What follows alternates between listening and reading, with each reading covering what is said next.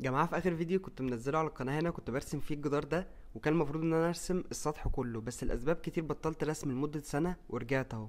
وفي الفترة اللي فاتت عملنا المظلة الخشب دي وجبنا الكراسي والترابيزات عشان نبدأ نعمله روف ينفع يتقعد فيه. ومن اول فيديو ده هرسم السطح كله وهبدأ بالحتة دي، فياريت تشتركوا في القناة واللايك اللذيذ ويلا نبدأ. اول حاجة علشان اعمل الالوان بستخدم بلاستيك ابيض مطفي، وده بيبقى الاساس بتاعي، وبحط عليه تلوينات جي ال سي علشان اوصل للدرجة اللي انا عايزها. فعلشان اعمل اي لون بحط الاول كمية من الابيض وبعد كده بحط تلوينات لحد ما اوصل للتشبع اللي انا عايزه. وبعد ما اخلص رسم خالص والالوان تنشف بحط عليها ورنيش مائي عشان يدي طبقة حماية للالوان.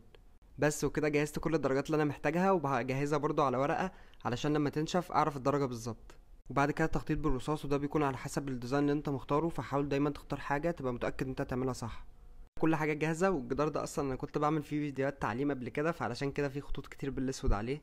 ولو عايز تجهز الجدار قبل ما ترسم اديله الاول وش سيلر مائي وبعد كده وش بلاستيك ابيض مطفي، هتلاقي اللون فيه تشبع لما تيجي ترسم.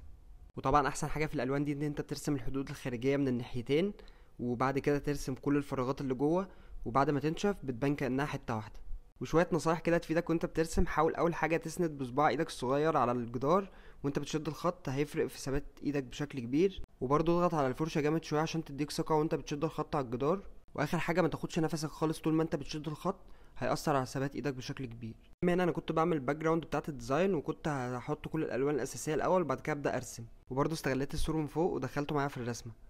وكده تقريبا خلصت الخلفيه كلها بتاعه الجدار، وبعد ما نشفوا اديت لهم طبقه كمان، ورحت المرسم جايز درجتين ابيض واسود غامق علشان ابدا ارسم على الجدار.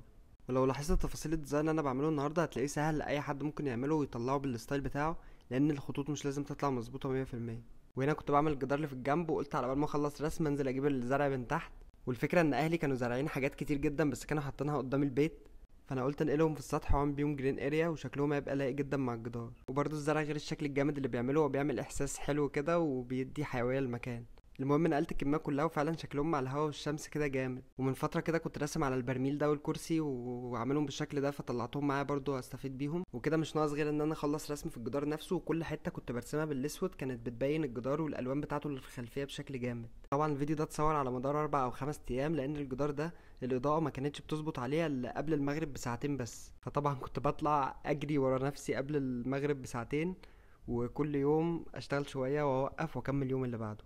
يعني ده يوم جديد اهو، ده تقريبا اخر يوم طلعت ارسم فيه تفاصيل بالابيض كلها.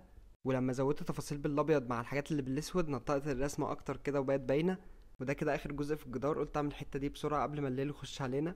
وكده تقريبا خلصت الجدار. جيت اليوم التاني على رواقه بقى عشان ارتب الزرع، ورتبتهم على الجوانب بتاعة الجدار، وكنت بغير اماكنهم عشان اوصل لاحسن حاجه. ورتبت المكان بقدر الامكان بالحاجات اللي كانت موجوده. وعايز تشجيعكم جدا الفتره اللي جايه عشان في حاجات قويه جدا جدا الفتره اللي جايه على القناه.